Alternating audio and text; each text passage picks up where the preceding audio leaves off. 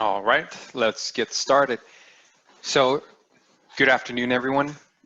I know that I've had conversations with many of you already about what's been happening this week. However, I wanted to provide this video to give you a little bit more perspective and perhaps give you an update with what's going on, maybe dispel even some of the political rhetoric and provide you clarity and facts with what's going on. And so it was just 2 days ago at night, probably like around 11, close to midnight already, where they released the draft of the bill that as of today has passed Congress, has passed the Senate, and has moved to, is going to, or has already moved into the president's desk. However, just last night, he's decided that he may veto it. And so I want to go over some of the specifics. What does it mean for him to do that, how that's possible, and the possible delays and some of the implications of the actual bill if it does get passed. And so there's a lot to it. And so keep in mind that this piece of legislation is, I mean, it's so ridiculously long. I spent the past 24 hours just going through it. And what I did is basically summarize some of the important key elements that are going to affect our community and some of your businesses. There's a lot of it that I didn't get to because honestly, it's just impossible to go through the entirety of it within 24 hours or even 48 hours. And to be quite honest and frank, I'm pretty sure that most, if not all, the congressmen and the senators didn't read this. It's just not possible. And so they're cramming this through. And so whether you agree with Trump or not, he doesn't believe that the resources are being allocated properly, and so he's threatening to veto. And so that's what's going on right now. And so let me walk you through what's happened throughout the year. All right, let me go ahead and share my screen here.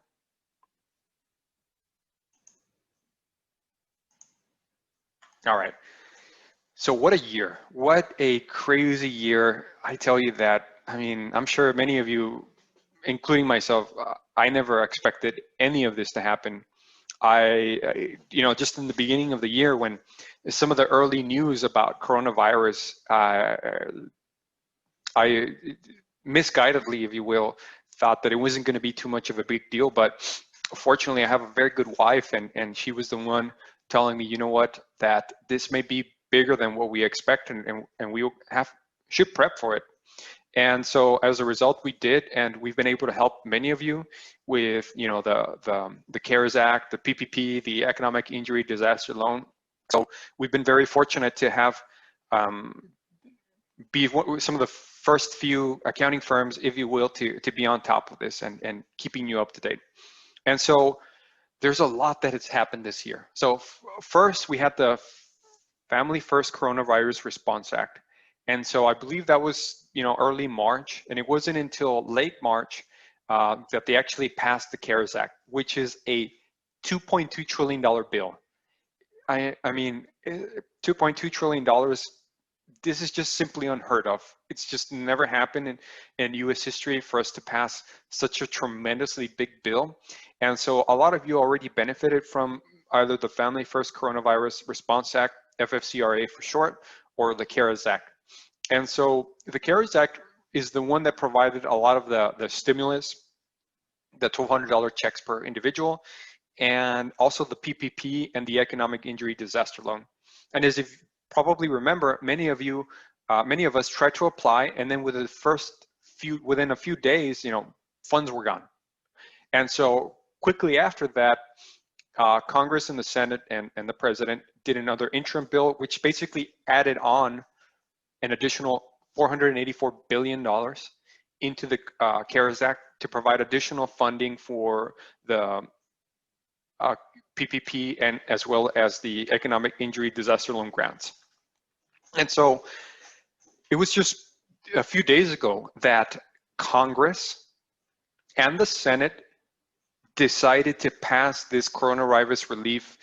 Here in our firm, we call it the Omnibus Agreement. And so it's just recently that they actually decided to pass this. And so it went up to the president, and the president has decided, you know what, he disagrees with it. And more than likely, he's going to do a possible veto, and I'll get to the specifics of that, where he wants additional stimulus checks for, rather not additional, but just additional funds to the stimulus checks that are going to be provided to family members, and for Congress and the Senate to reallocate some of the funds. Because, I mean, I was going through the bill just last night, and going through it for the past 24 hours, and I tell you, wow, I mean, 5,000 and change pages, like it's just not possible to get it all read within 48 hours. And so I did my best to just summarize some of the main points that are going to affect a lot of our businesses here locally and in Texas. And so $900 billion, and we'll see what's going to happen. My suspicion is that some of the main components of the coronavirus relief bill that has already passed Congress and the Senate are going to stay intact, but they may change some of the other specifics, some of the, perhaps the foreign aid that might be available. Maybe we may get an increase in the stimulus check. Who knows? But not only that, more than likely, come January, we're going to have a new regime, a new president, and they've been hinting, right, signaling that there may be an additional stimulus bill, and it's even possible that this new legislation come 2021 that may even be bigger. And so one of the great things about working with us is that we're going to keep you up to date with everything that's going on.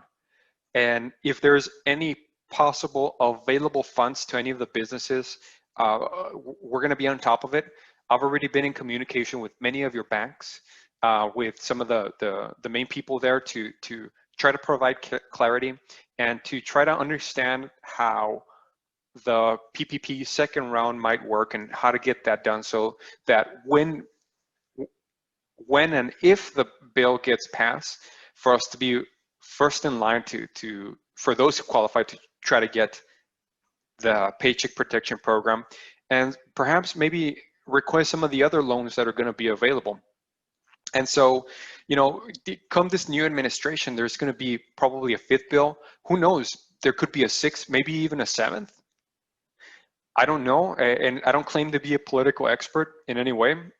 In fact, I thought I knew a little bit about politics, but if there's anything that this year or the past 4 years have taught me, is that I don't know much about the politics, if you will, but I just wanted to provide more clarity as far as my interpretation of the bill and some of the specifics that go with it. And so, Trump has threatened that he's going to veto the bill that has passed the Congress and the Senate. And so that was passed December 21st. And so today, or just last night rather, Trump threatened to veto it. And so what could happen is this: more than likely, he's not necessarily going to veto it, because if he did rather, what could happen is that as he vetoes it, it could be overruled through the Congress and the Senate. So what's going to happen more than likely is that he's going to try to negotiate and use the pocket veto, which is a little bit different than your traditional veto. Essentially, what he would do is that as it goes to the president's office, he could just hold the bill. And really all he has to do is hold the bill until January 3rd, because January 3rd, the Congress is set to adjourn. So if Congress doesn't get anything done by January 3rd, then essentially the House will be adjourned, and we'll more than likely have to wait until President Biden gets elected before we see any additional relief there. And not only that, guys, let me tell you something. Get your popcorn out, because, there's a lot still pending. So for example, in Georgia, there's still a Senate race. And so the reason why this is really important for us is because in this Senate race, there is two political positions, the two Senate positions that are going to be available. And this can swing the power dynamic in the Senate. If both become Democrat, there's going to be Biden is going to have a entirely different approach, as opposed to a split or entirely Republican. If if both go to Democrats, then we'll have a Democrat majority.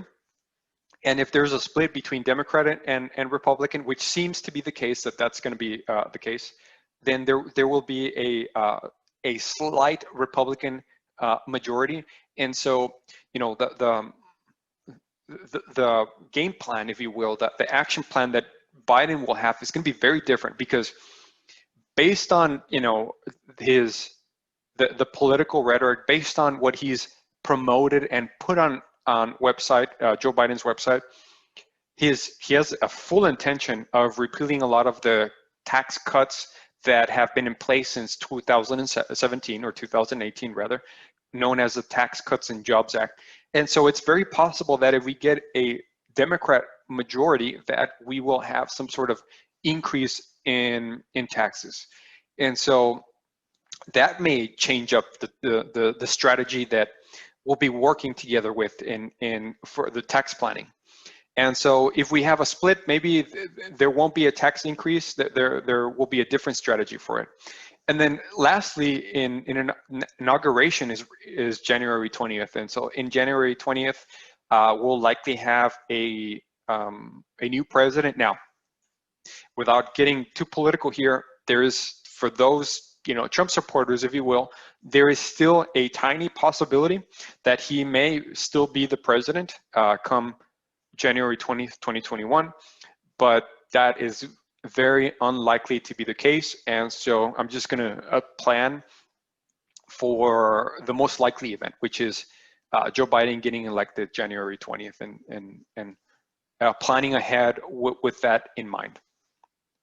And so the 2020 recovery rebates for individuals, and this is essentially the stimulus check. Essentially, as far as right now, here is the proposed bill. $600 per eligible family member, which is a credit, a refundable credit, or a credit that you're going to get in advance, and $1,200 for married filing joint, and an additional $600 per qualifying child under age of 17. The credit phases out for those individuals who are single, $75,000 or more, or $150,000 if you're married filing joint. All right, so this means that if you're single, you can make 75 or less and still qualify. If you're married, you can make up to 150,000 and still qualify. And if you start making beyond that rate, then they'll remove $5 per every $100 that you make over the threshold, right? And so, you know, there's a lot of detail about this. There is certain individuals, perhaps, that are not necessarily U.S. citizens that might actually qualify as the bill stands today. And so as things progress, I'll keep you in the loop with, you know, who qualifies and who doesn't qualify. And, you know, the other component to this, major component, is the Paycheck Protection Program. And so for those who weren't able to get the Paycheck Protection Program the first time, will be able to apply. And essentially what's going to happen is that you can get 2.5 times worth of your monthly payroll costs. For those sole practitioners, sole proprietors, essentially what we would do is get your 2019 tax return, whatever the net profit is, and we'll get divide that by 12, multiply it by 2.5, and that's going to be your estimated loan that you can get that is totally forgivable as long as we use it for the right reasons, or for the correct expenses rather. And so there are certain industries that for the second round, we will be able to get more than what we've gotten before. And for example, restaurants, because I work with a few restaurants, and so some of you will, instead of qualifying for 2.5, we may actually be able to get 3.5 times the monthly payroll.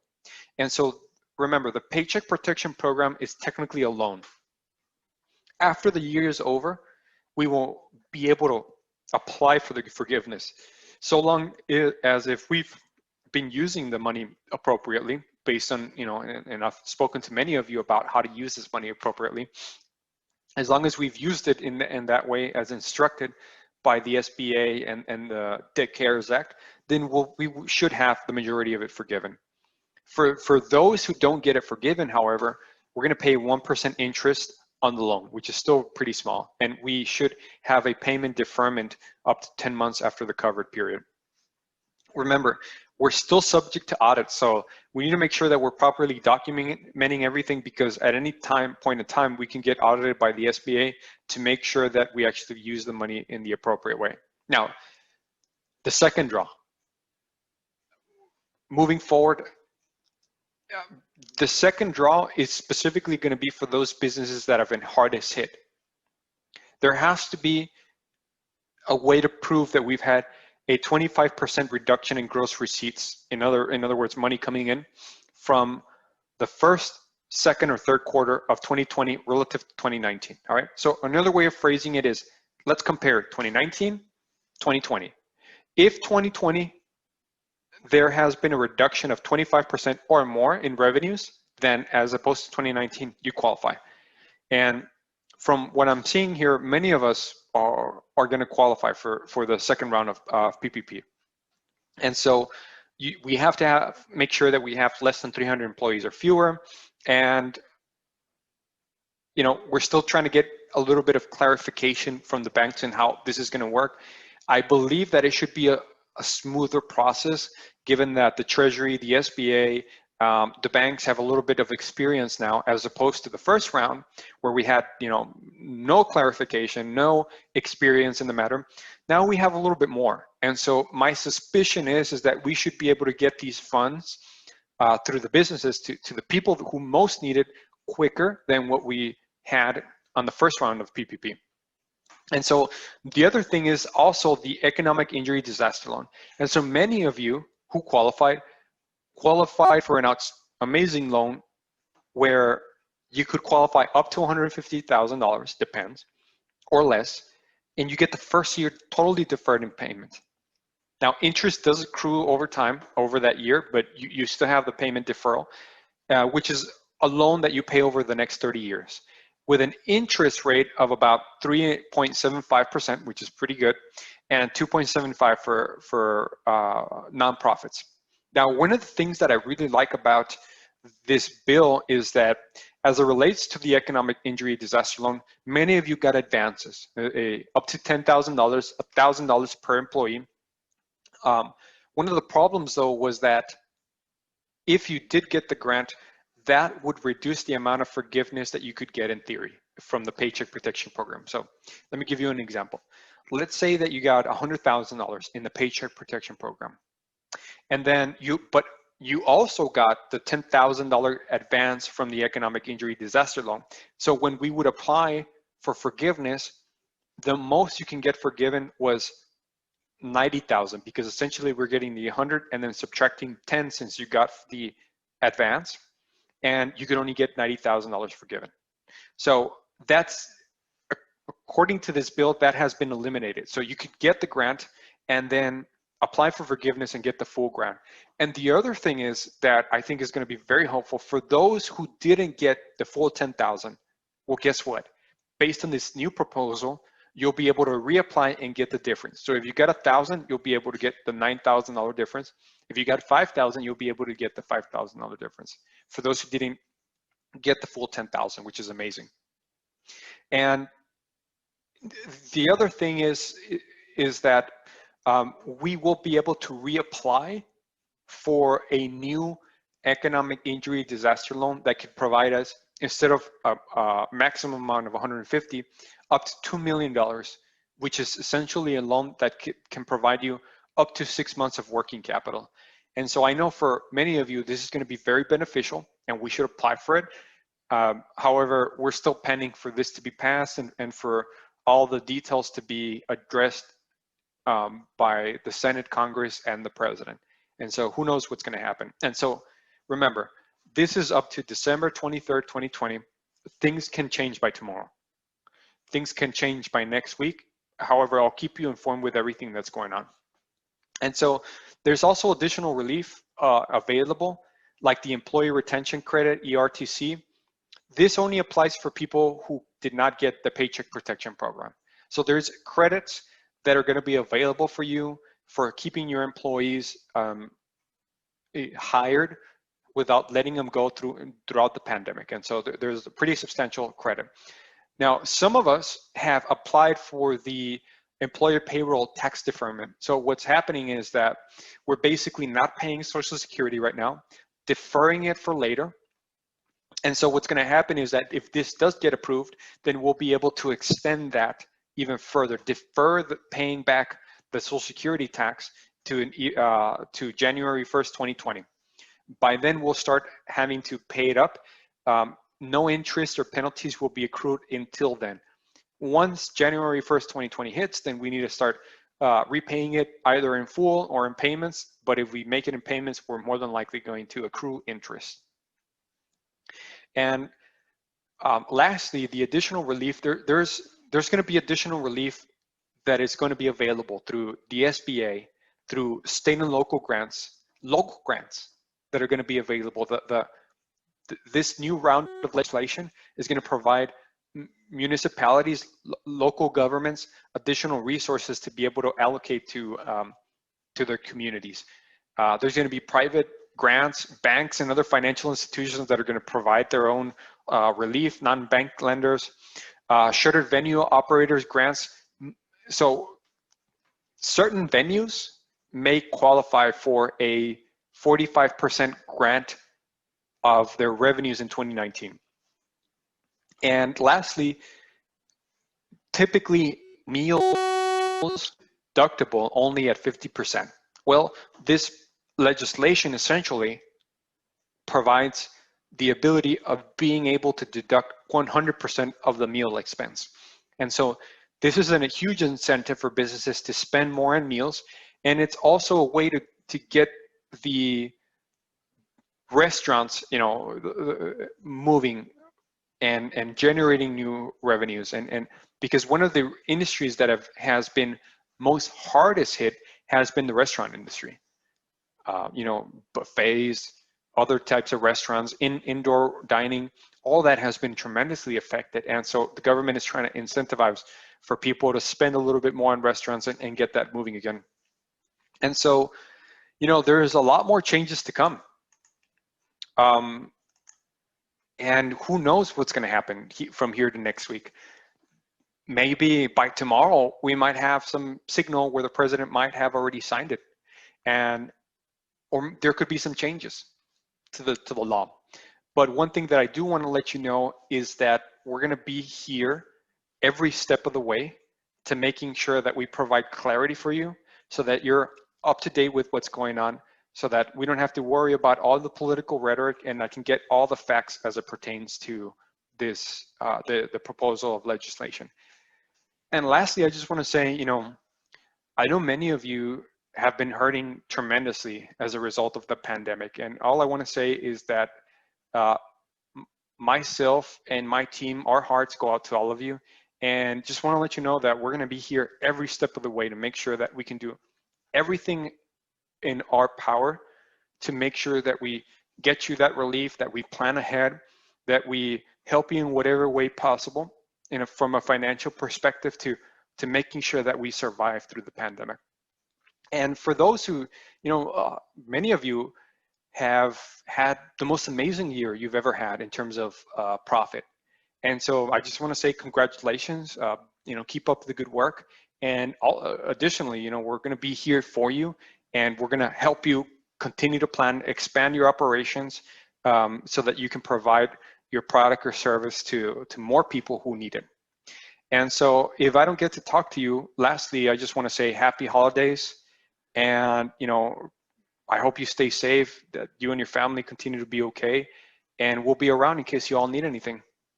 All right, have an excellent day. Bye.